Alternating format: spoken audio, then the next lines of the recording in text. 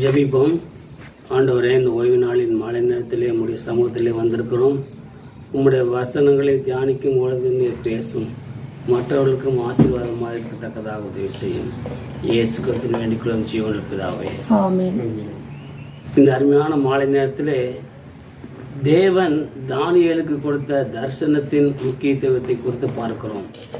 நீங்கள் தானியேலின் புஸ்தகம் 9ஆம் அதிகாரம் முதல் 2 வசனங்களை படித்தால் தெரியும். தானியேல் 9ஆம் அதிகாரம். தானியேல் 9ஆம் அதிகாரம். கல்தேயருடைய ராஜ்யத்தின் மேல் ராஜாவாக்கப்பட்ட மேதிய குலத்தானாகிய அகாஸ்வேருவின் புத்திரனான தரியு ராஜ்யபாரம் பண்ணுகிற 1ஆம் வருஷத்திலே தானியேல் ஆகிய நான் எருசலேமில் ஆள் படிப்புகள் நிறைவேறி தீர 70 வருஷம் செல்லும் என்று கர்த்தர் எரேமியா தீர்க்கதரிசிகளை சொல்லிய வருஷங்களின் தொகையை புஸ்தகங்களால் அறிந்து கொண்டேன். இதில் என்ன சொல்லப்பட்டிருக்கிறது என்றால், அகஸ்வேரு தானியேல் சிறைப்பட்டு கொண்டு பாபிலோனுக்கு சிறையாக கொண்டுபட்ட போது அங்கு ஒரு காரியத்தை காண்கிறான். எதனாலே சிறைப்பட்டு போனார்கள் என்பதை குறித்து எரேமியா தீர்க்கதரிசியின் எரேமியா தீர்க்கதரிசி எழுதின குறிப்பு அவனுக்கு கிடைக்கிறது. அதில் அந்த சிறையிருப்பின் வருஷம் 70 ஆண்டுகள் செல்லும் என்று சொல்லப்பட்டிருக்கிறது. ஆகவே 70 ஆண்டுகள் சிறையிருப்பின் காலத்தில் ஏன் அந்த 70 ஆண்டுகள் யூத மக்கள் பாபிலோனில் சிறைகளாக கொண்டு செல்லப்பட்டார்கள் என்பதை குறித்து ஒரு காரியத்தை அவர் சொல்கிறார். அவர் தானியேல் இது ஒரு ஜெபமாக அல்லது ஒரு விண்ணப்பமாக ஏற்றுக்கொள்கிறான்.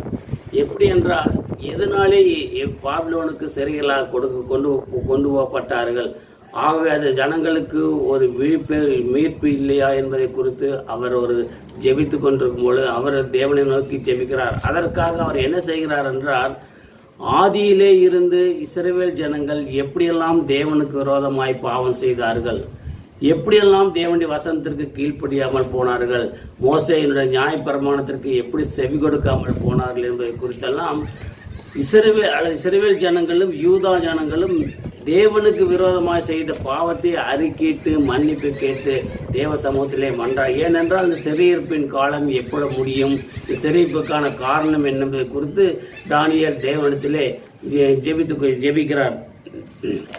ஆகவே அப்பொழுதுதான் தேவன் தானியேலுக்கு பதிலை கொடுக்கிறார். படிங்கள் தானியேலின் புஸ்தகம் 9ஆம் அதிகாரம் 18வது வசனத்தை படிங்கள். என் தேவனே, உம்முடைய செவியை சாய்த்து கேட்டருளும், உம்முடைய கண்களை திறந்து எங்கள் பாலிடங்களையும் உமது நாமம் தரிக்கப்பட்டிருக்கிற நகரத்தை பார்த்துதலும். நாங்கள் எங்கள் நீதிகளை அல்ல, உம்முடைய மிகுந்த இரக்கங்களையே நம்பி எங்கள் விண்ணப்பங்களை உமக்கு முன்பாக செலுத்துகிறோம். 20வது படி.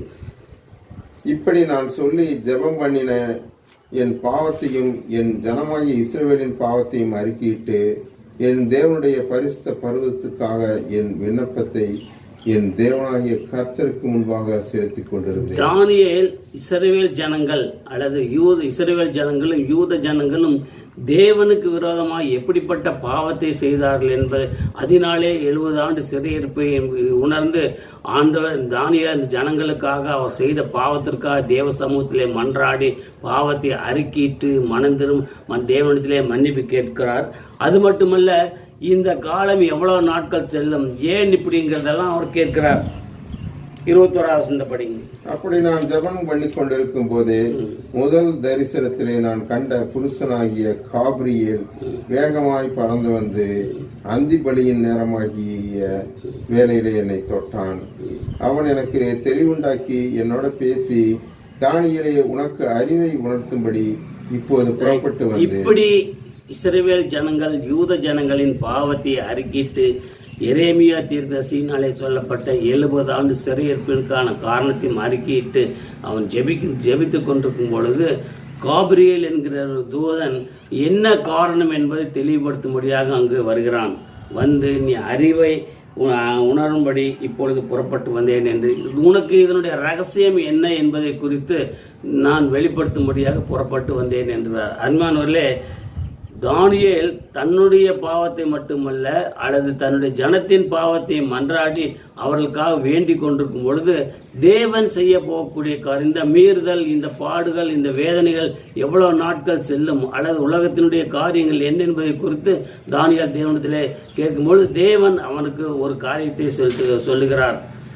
இதுதான் இந்த தானியேல் வெளிப்படுத்தின விசேஷத்திற்கும் இந்த தானியேலின் புஸ்தகத்திற்கும் ஒரு ஒற்றுமை உண்டு. உலகத்தின் கடைசி நாட்களிலே நடக்கக்கூடிய சம்பவங்கள் என்ன, உலகத்தின் கடைசி நாட்களிலே என்னென்ன காரியங்கள் நடக்கும் அப்படி என்பதை குறித்து தெளிவான ஒரு காரியத்தை சொல்கிறார். 24வது வசனம் படிங்க. மீறுதலை தவிர்ப்பதற்கும் பாவங்களை தொலைக்கிறதற்கும் அக்கிரமத்தை நிவர்த்தி பண்ணுகிறதற்கும் நித்திய நீதியை வருகிறதற்கும் தரிசனத்தையும் தீர்க்க தரிசனத்தையும் முத்திரிக்கிறதற்கும் மகா பரிசுத்தமுள்ளவரை அபிஷேகம் பண்ணுகிறதற்கும் உன் ஜனத்தின் மேலும் உன் பரிசுத்த நகரத்தின் மேலும் 70 வாரங்கள் செல்லும்படி. இந்த ஒரு காரியத்தை என்ன காபிரியேல் தூதன் என்ன சொல்கிறார் என்றால், இது எப்பொழுது நடக்கும்? பாவம் எல்லாம் எப்பொழுது போகும்? பாவத்தை தொலைக்கிறதுக்கு என்ன? அதற்குத்தான் இங்குதான் இயேசு கிறிஸ்துவை குறித்து அபிஷேகம் பண்ணப்பட்ட ஒருவர் வருவார். 70 வாரங்கள் இந்த நிகழ்ச்சிகள் நடக்கும். அருமையானவர்களே, இந்த 70 வாரம், ஒரு வாரம் என்பது 7 வருஷங்களை குறிக்கும். 70 வாரங்கள் என்பது 490 ஆண்டுகளை குறிக்கும்.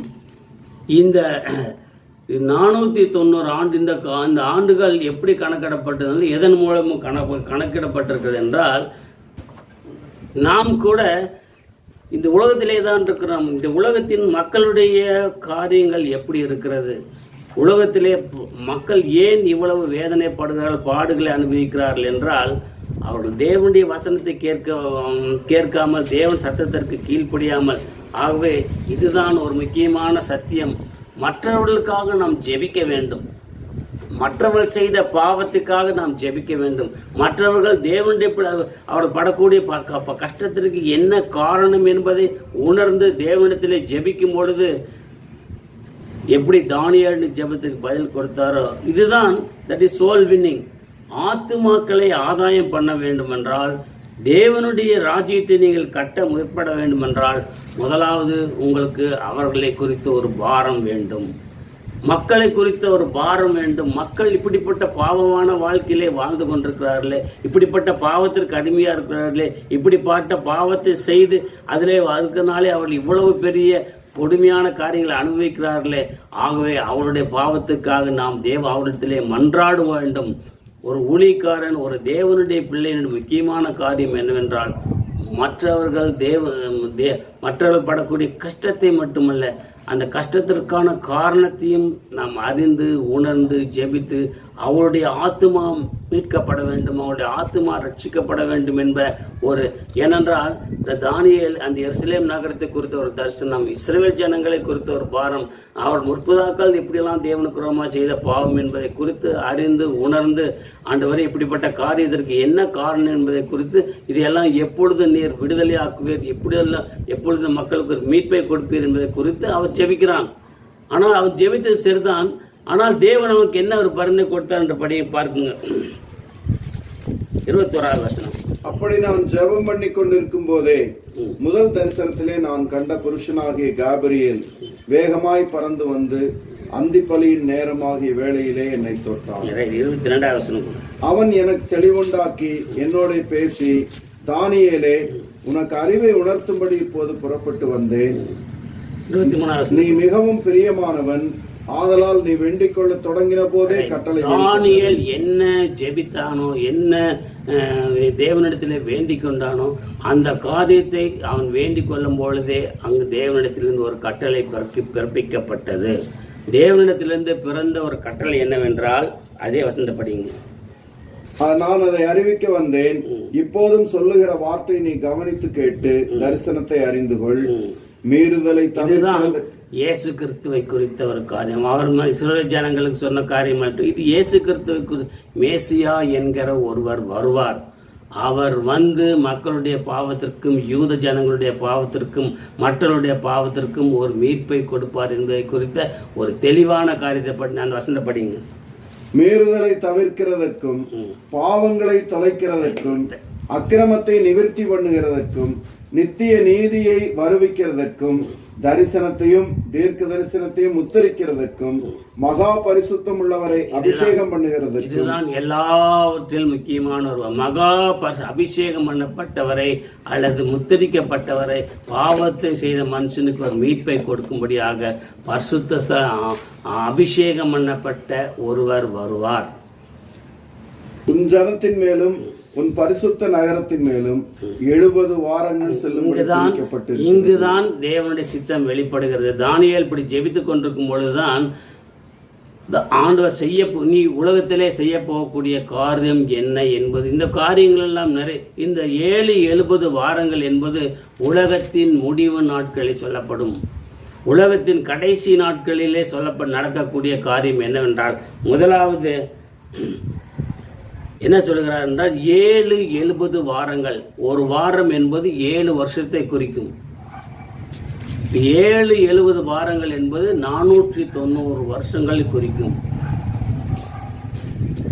70 வாரங்கள் என்பது ஒரு வருஷம் என்பது 7 வருஷத்தை குறிக்கிறது.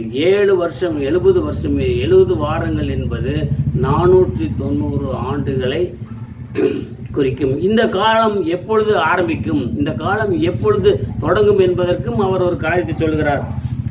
25வது வசனம் சொல்படி, இப்போதும் நீ அறிந்து உணர்ந்து கொள்ள வேண்டியது என்னவென்றால், எருசலேமை திரும்ப எடுப்பித்து கட்டுகிறதற்கான கட்டளை வெளிப்படுவது முதல் பிரபுவாகிய மோசே வருமட்டும் 7 வாரமும்,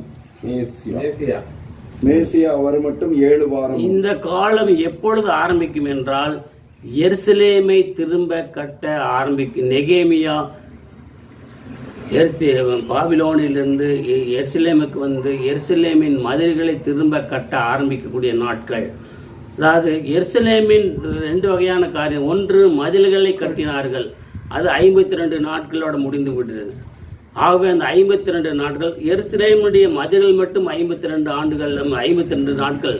மற்ற 7 வாரங்கள் என்பது எருசலேமை சுற்றியுள்ள நகரங்கள் எடுத்து கட்டப்படுவதற்கு 7 வாரங்கள் செல்லும். அப்போ 7 7 49 ஆண்டுகள் முடிந்தது. அதற்கு பின்பு 62 வாரங்கள். எது வரைக்கும் படிங்க? மேசியா வரும் மட்டும் 7 வாரமும் 62 வாரமும் செல்லும். ரைட், மேசியா வரும் வரைக்கும் 62 வாரமும் செல்லும். 26 வீதிகளும் அலங்கங்களும் மறுபடியும் கட்டப்படும்.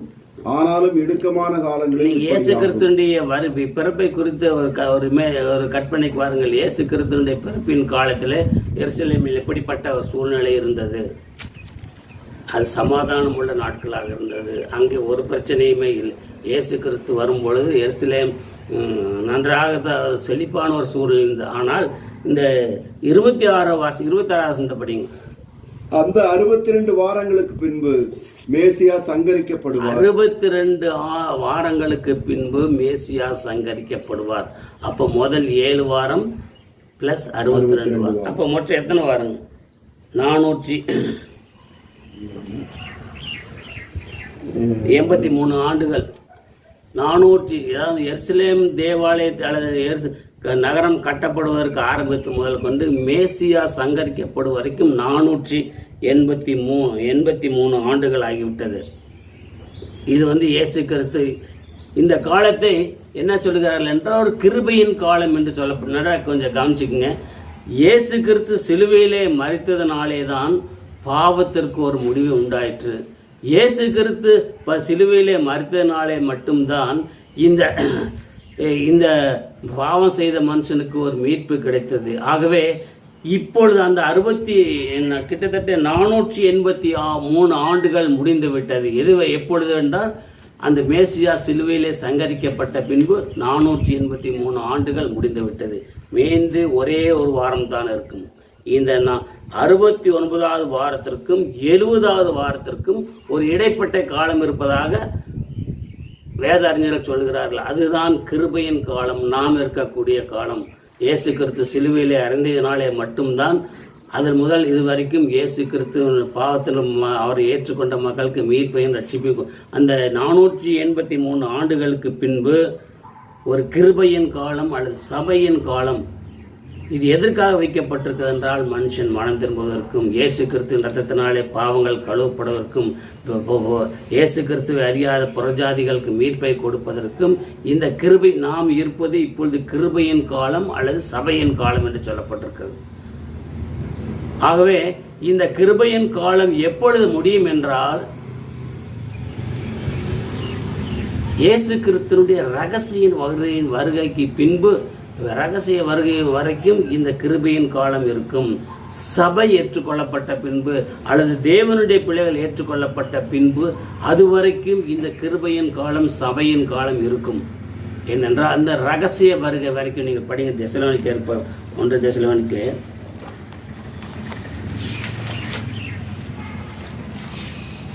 4ஆம் அதிகாரம் 14 வசனம் முதல் 17 வசனம் வரை.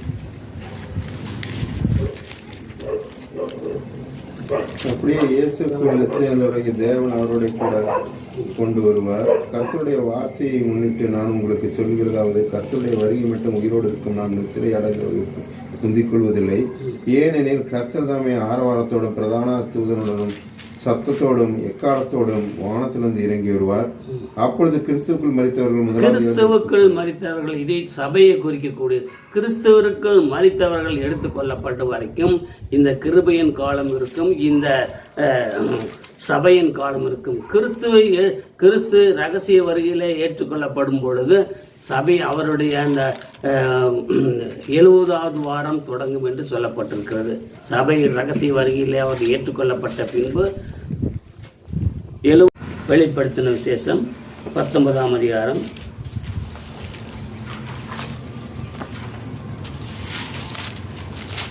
வெளிப்படுத்துறது 19ஆம் அதிகாரம் 11வது படி. பின்பு பரலோகம் திறந்திருக்க கண்டேன், இதோ ஒரு வெள்ளை குதிரை காணப்பட்டது. அதன் மேல் ஏறி இருந்தவர் உண்மையும் சத்தியம் உள்ளவர் என்னப்பட்டவர். அவர் நீதியாய் நியாயம் தீர்ப்பு பண்ணுகிறார். மலையில யாரோட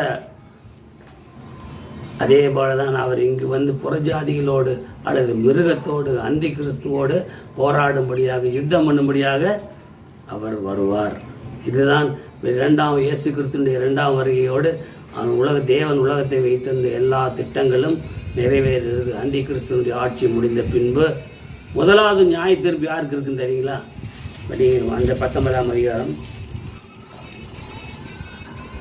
20வது வசனம் படிங்க.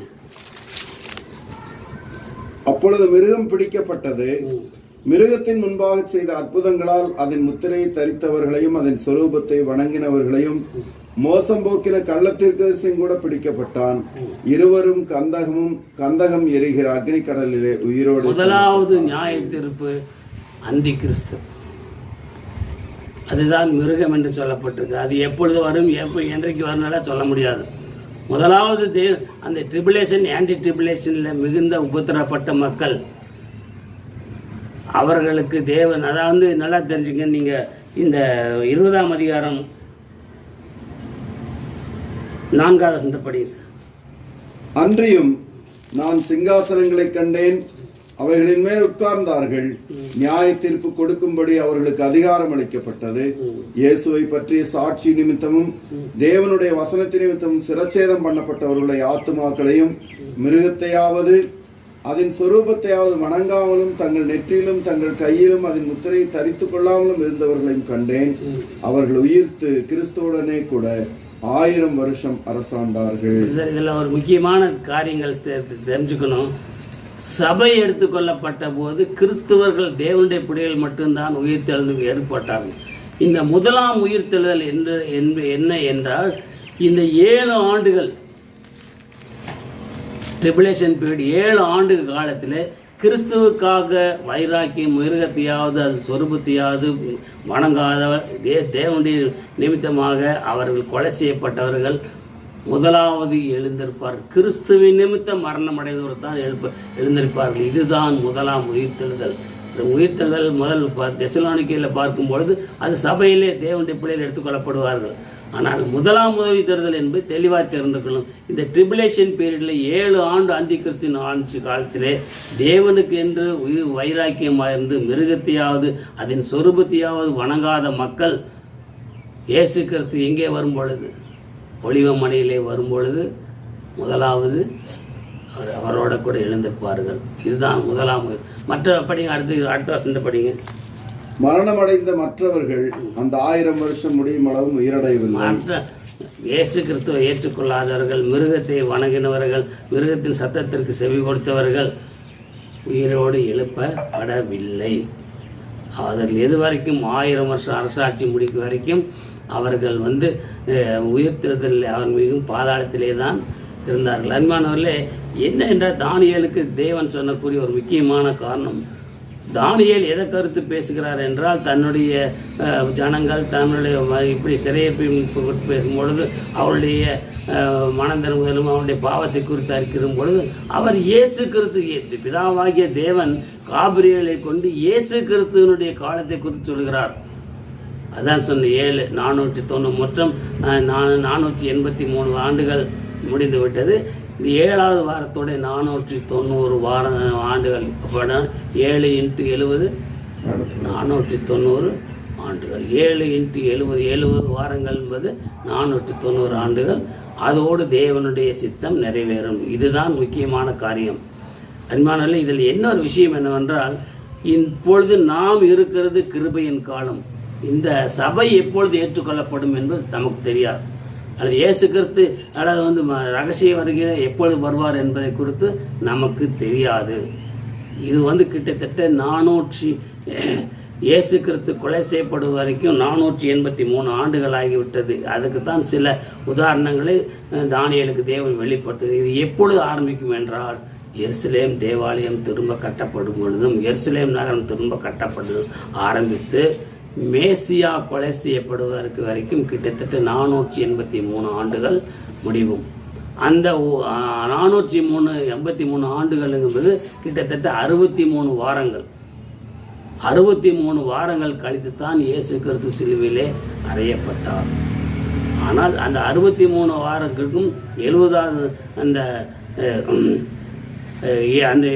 இயேசு கிறிஸ்து சிலுவையிலே அறையப்பட்ட காலத்திற்கும் இயேசு கிறிஸ்துவனுடைய 2ஆம் வருகைக்கும் ஒரு இடைப்பட்ட காலம் உண்டு. அதுதான் நம்ம இருக்கக்கூடிய காலம். ஏனென்றால் இயேசு கிறிஸ்து சிலுவையிலே மரித்ததினாலே தான் மீறுதல்களை தொலைக்கப்பட்டது. பாவம் செய்த மனுஷனுக்கு ஒரு மீட்பு கிடைத்தது. பாவம் செய்த மனுஷன் மீட்பை அடையக்கூடிய வழியை இயேசு கிறிஸ்து காட்டினார். இது என்னாலும் கிடையாது. இது எது வரைக்கும் கிடைக்கும் என்றால், இயேசு கிறிஸ்துடைய ரகசிய அல்லது சபையை ஏற்றுக்கொள்ளப்படும் வரைக்கும், அல்லது சபை ஏற்றுக்கொள்ளக்கூடிய காலம் வரைக்கும் இந்த சபை எந்த அளவுக்கு எப்பொழுது ஏற்றுக்கொள்ளப்படும் என்பது நமக்கு தெரியாது. அல்லது இயேசு கிறிஸ்து எப்பொழுது ரகசிய வருகிறோம் என்று நமக்கு தெரியாது. அது வரைக்கும் அதற்குள்ளாக மனுஷன் தன்னை உண்டாக்கின தேவனிடத்திலே சேர்ந்து கொள்ள வேண்டும். மனுஷன் தன்னை உண்டாக்கின தேவனை அறிந்து கொள்ள வேண்டும். மனுஷன் தான் செய்த பாவத்திற்கு இயேசு கிறிஸ்து ரத்தத்தினாலே மீட்பை இயேசு கிறிஸ்து தானியேலுக்கு வெளிப்படுத்தின முக்கியமான உலகத்தின் இறுதி நாட்களிலே என்ன நடக்கும், உலகத்தின் முடிவு எப்பொழுது இருக்கும், உலகத்தின் முடிவுக்கு காரணம் எந்த எப்பொழுது முடிவு வரும் என்பதை குறித்த ஒரு தெளிவான சத்தியத்தை தானியேலுக்கு தேவன் வெளிப்படுத்தினார். இந்த கிருபையின் காலம் எவ்வளவு நாட்கள் நீடிக்கும் என்று சொல்ல முடியாது. இந்த கிருபையின் காலத்திலே நாம் இருக்கிறோம். அல்லது தேவன் இன்னும் எவ்வளவு நாட்களுக்கு இந்த கிருபையின் காலத்தை வைத்திருக்கிறார், அல்லது தேவன் எவ்வளவு நாட்களை கொண்டு கழித்து இந்த சபையை தம்மோடு ஏற்றுக்கொள்கிறார் என்பதை குறித்து நாம் தெரிந்து கொள்ள முடியாது. அது ஆண்டவர் மட்டும்தான் தெரிந்து. ஆனால் ஒன்று, சபை ஏற்றுக்கொள்ளப்பட்ட பின்பு ஒரு வாரம், அதுதான் கடைசி தானியேல் 9ஆம் அதிகாரத்தில் அந்த கடைசி வசனத்தில் படிங்க பார்க்குவோம். தானியேல் 9:27ங்களா? அவர் ஒரு வாரம் அளவும் அநேகருக்கு அவர் என்று சொல்லக்கூடியது இங்கே அந்தி கிறிஸ்துவை சொல்லப்பட்டிருக்கிறது, அல்லது மிருகத்தினுடைய ஆட்சியை குறித்து சொல்லப்பட்டிருக்கிறது. அந்த மிருகத்தின் ஆட்சி ஒரு வாரம் நடக்கும். உடன்படிக்கை உறுதிப்படுத்தி அந்த வாரம் பாதி சென்ற போது பலியும் காணிக்கையும் ஒளிய பண்ணுவார். அருவருப்பான செட்டைகளோட பாலாக்குகிறவன் வந்து இறங்குவான். இதுல என்ன சொல்ல, பாதி என்று சொல்லும் பொழுது இந்த உபத்திரவ காலம் 2 வகையாக பிரிக்கப்படுகிறது. ஒன்று ட்ரிபுலேஷன் பீரியட், உபத்திரவ காலம். 2வது மகா உபத்திரவ காலம். இதுதான் இந்த பாதியிலே என்கிற அர்த்தம் என்னவென்றால், 7 ஆண்டுகளிலே 3.5 ஆண்டுகள் உபத்திரவ காலமாகவும் மற்ற 3.5 ஆண்டுகள் மகா உபத்திர காலமாகவும் இருக்கும் என்று சொல்லப்பட்டிருக்கிறது. அந்த உபத்திர காலம் முடிந்த பின்புதான் இயேசு கிறிஸ்து ஒலிவ மலையிலே, பிதாவாகிய தேவன் ஒலிவ மலையிலே, நம் சகரியால படித்து ஒலிவ மலையிலே வந்து இறங்கி தம்முடைய பிள்ளைகளை அவரோடு ஏற்றுக்கொள்வார். அப்பொழுது எதற்காக வந்து இருக்கிறார் என்றால், நம்முடைய பிள்ளைகளை வஞ்சித்தவனை, சத்துருவை அல்லது மிருகத்தை, அந்த மிருகம் யாரு எதுக்கெல்லாம் ஒன்று சொல்ல முடியாது. அந்தி கிறிஸ்து என்பதை யார் என்று சொல்ல முடியாது. அந்தி கிறிஸ்து வருவார், ஆனால் அவனுடைய ஆட்சி அப்படி வெளிப்படுத்தின விசேஷம்.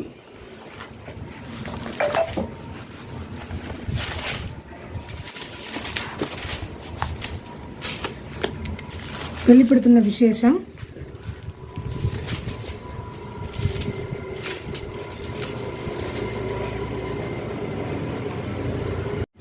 மிருகத்தின் முன்பாக அந்த அற்புதங்களை செய்யும்படி தனக்கு கொடுக்கப்பட்ட சத்துவத்தினாலே பூமியின் குடிகளை மோசம் போக்கி பட்டயத்தினாலே காயப்பட்டு பிழைத்த மிருகத்திற்கு ஒரு சொரூபம் பண்ண வேண்டும் என்று பூமியின் குடிகளுக்கு சொல்லிற்று.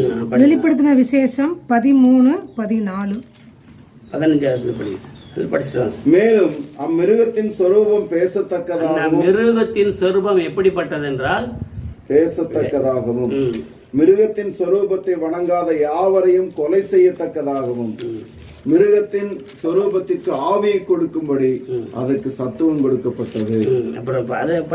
அது சிறியோர் பெரியோர், ஐஸ்வர்யவான்கள், தரித்திரர், சுயாதீனர், அடிமைகள், இவர்கள் யாவரும் தங்கள் தங்கள் வலது கைகளிலாவது நெற்றிகளிலாவது ஒரு முத்திரை பெறும்படிக்கும் அந்த மிருகத்தின் முத்திரையாவது அதன் நாமத்தையாவது அதன் நாமத்தின் லக்கத்தையாவது தரித்துக் கொள்ளுகிறவன் தவிர வேறொருவனும் கொல்லவும் விற்கவும் கூடாது. என்ன ஒரு காரியம் என்னென்றால், அந்த மிருகத்தின் ஆட்சி இருக்கும் பொழுது அந்த மிருகத்தின் முத்திரையை தரித்து கொண்ட மக்கள் மட்டும்தான் ஒரு பொருளை வாங்கவோ விற்கவோ அல்லது பொருளுடைய காரியங்கள் செய்ய முடியுமே ஒழிய, அந்த மிருகத்தின் முத்திரையை தரிக்காத மனுஷனுக்கு ஒரு பொருளையும் வாங்க முடியாது, விற்க முடியாது. ஆகவேதான் தேவன் முதலாவது யாருக்கு நியாய தீர்ப்பு கொடுக்கிறார் என்றால் அந்த மிருகத்துக்கு தான் நியாய தீர்ப்பு செலுத்துகிறார். படி அதான் 19ஆம் அதிகாரத்தில் படித்தோம். 19வது வசனப்படி, இந்த 20வது வசனப்படி. அப்பொழுது மிருகம் பிடிக்கப்பட்டது. மிருகத்தின் முன்பாக செய்த அற்புதங்களால் அதன் முத்திரையை தரித்தவர்களையும் அதன் சொரூபத்தை வணங்கினவர்களையும் மோசம் போக்கின கள்ளத்தீர்க்கதரிசியும் கூட பிடிக்கப்பட்டான். இருவரும் கந்தகம் எரிகிற அக்கினி கடலிலே உயிரோடு. எதற்காக இயேசுக்கு பிதாவாகிய தேவன் மீண்டுமாய் அந்த ஒலிவ மலையிலே இறங்குகிறார் என்றால், இந்த புறஜாதிகள் அல்லது இஸ்ரவேல் ஜனங்களை வேதனைப்படுத்தின மக்களோடு யுத்தம் பண்ண, இஸ்ரவேல் மக்களுக்கு ஒரு விடுதலை கொடுக்க, அல்லது புறஜாதிகள் அல்லது மிருகமெல்லாம் தேவனை எதிர்த்து நின்று தேவனுக்கு விரோதமாய் போர் செய்ய வரும் பொழுது தேவன் அவர்களுக்கு விரோதமாய் இறங்கி போர் செய்யக்கூடிய ஒரு சூழ்நிலை இருக்கு. ஆகவேதான் முதலாவது மிருகத்தையும் அதன் சொரூபத்தையும் வணங்கின அல்லது கள்ளத்தரசிகளுக்கு, தீர்க்கதரிசிகளுக்கு தேவன் நியாய தீர்ப்பை கொடுக்கிறார். அப்பொழுதுதான் அதற்கு பின்புதான் மற்றவர்களுக்கு கொடுக்கப்படுகிறது. அருமையானவர்களே, இந்த தானியேலுக்கு வெளிப்படுத்தப்பட்ட காரியம் தேவன் உலகத்தின் கடைசி நாள் வரைக்கும் நடக்க வேண்டிய காரியம் என்ன, உலகத்தின் கடைசி நாட்களில் என்ன நடக்கும் என்பதை குறித்து சொல்லப்பட்டிருக்கிறது. எப்பொழுது அவனுக்கு அந்த காரியம் வெளிப்படுத்தப்பட்டது? எப்பொழுது அவனுக்கு அந்த காரியம் வெளிப்படுத்தப்பட்டது என்றால், அவன் அதுக்குரிய பாரத்தை உடையவனாயிருந்தான். அந்த பாவத்தை செய்ய அந்த ஜனங்கள் எப்படியெல்லாம் தேவனுடைய வசனங்களுக்கு விரோதமாய் காணப்பட்டார்களோ, அந்த மக்கள் ஒரு விடுதலை பெற வேண்டும் என்ற ஒரு காரியத்தை அவன் ஜெபித்து கொண்டிருக்கும் பொழுது மேசியா வருவார், மேசியா கொலை செய்யப்படுவார், ஜனங்கள் ரட்சிக்கப்படுவார்கள், தேவனுடைய பிள்ளைகள் ஏற்றுக்கொள்ளப்படுவார்கள், மீண்டுமாய் தேவன் வெளிப்பிரகாரமாக வருவார், அவருடைய சத்துருக்களுக்கு போர் செய்து நம்முடைய பிள்ளைகளுக்கு ஒரு மீட்பை கொடுப்பார் என்பதுதான் அந்த வெளிவந்த தானியேலுடைய அந்த முக்கியமான சரித்திரம். தானியேலுடைய முக்கியமான ஒரு காரியம், உலகத்தின் கடைசி நாட்களில் வெளிப்படுத்தல என்ன சொல்லப்பட்டிருக்கிறதோ அதை குறித்து தான் தானியேலுக்கு வெளிப்படுத்தப்பட்டது.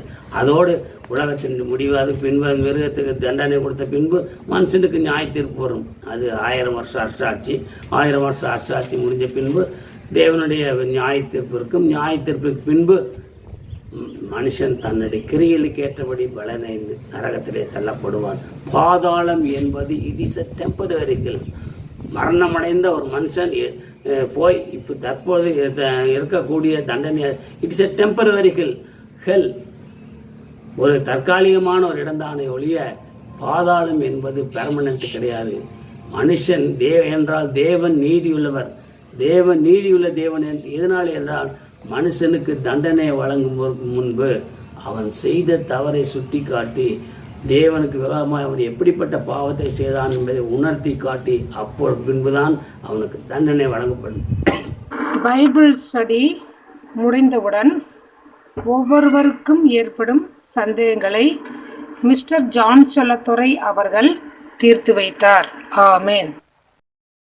மேலும் அதிக தேவ செய்திகளை கேட்டு ஆசீர்வதிக்கப்பட சரணன் ரோஜா ஓலியம் சேனலை சப்ஸ்கிரைப் செய்யவும், மற்றவர்களும் ஆசீர்வதிக்கப்பட ஷேர் செய்யுங்கள்.